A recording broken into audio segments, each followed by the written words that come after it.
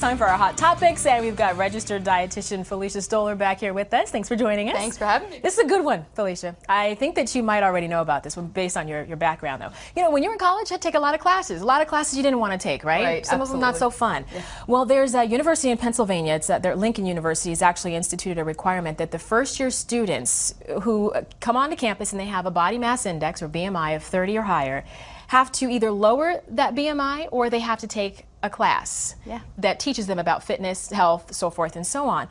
The university says it's to keep the students healthy, that we've been very interested in making sure that our students arrive and leave healthy, but a lot of people are upset about this. A lot of students saying, I came to get a degree, not for you to check my weight and to follow my weight. Right. A lot of people are saying, if you're going to do that, why don't you have classes for people who have other issues like anorexia, bulimia, and so forth and so on? Why are you singling us out? What do you think about this situation? I think it's a great idea, but I actually think all students should have to take these classes. And the class they're talking about is taking PE class. Yeah, well, it does say taking Pilates, taking exercise classes. I think, kids show up to college and they think it's all about eating whatever they want whenever they can. I don't have to do anything. I don't have to get off my sofa in my room, and I don't have to do anything, and I think that they should have to. Do you think that it singles students out? Because obviously everybody in the class would probably be the students that have the BMI over 30, right? Do you feel like that? Right. Yeah, I mean, I think that maybe that is segregating students unfairly, but they are the ones that are at risk. And like, for example, you mentioned people with eating disorders. There are resources on most campuses for students with eating disorders to get assistance, and that's a little bit more personal. But, I think it's not just what you look like on the inside, it's what you look like on the on the outside, rather. It's what you look like on the inside. So, heart disease is still the #1 killer in this country. Right. So we all can benefit from regular daily physical activity. So I think all students should do it. I had to take 4 PE classes in college. Well, see, I got to play devil's advocate here, because you mentioned that there are resources on campus for students dealing with anorexia or bulimia. But what do you think about if this could be a mental issue, or there could be some other issues that go along with the student becoming obese?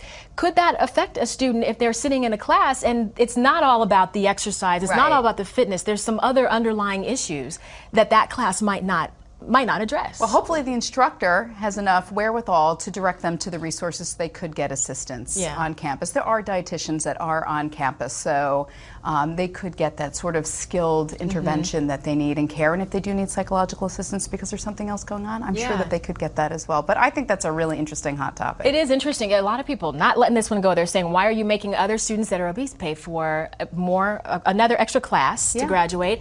That it should be about the degree itself. I mean, there's a lot of different comments out there on the web. But college is not just about learning a specific thing related to your education or training, but it's life skills. Right. So part of your life skills is how do you live a healthy life. A lot of kids don't get this in high school and in earlier grades. So when are we expecting people to get it? Better to get it there than nowhere else too. Okay, very quickly before we go. 2 seats on a plane. If you are overweight, there's another issue again. A flight attendant took a photo of a man who was jammed into his seat. He's sitting in the aisle seat. He's going into the aisle itself. There's the man sitting next to him looking up. And a lot of people are upset saying, did this guy know you took the picture of him? Should he have to buy 2 seats? Is that, imposing on the other passengers that are sitting next to you? How do you feel about that? Well, I know it's probably not politically correct, but I do think that they should have to buy 2 seats. I've sat next to people like that on the airplane. It's very uncomfortable. So, it may be singling them out, but let's face it, you're taking up the space. Yeah, it could be a hazard, too. I mean, there's a lot of other things that go along with it, too, than just what we had a chance to talk about. But I'd love to get your comments. Send me a message on Twitter. BTV host Audra would love to know what you guys think. And I'll also forward them over to Felicia, too, so she'll get them. All right, thanks so much. Thank you.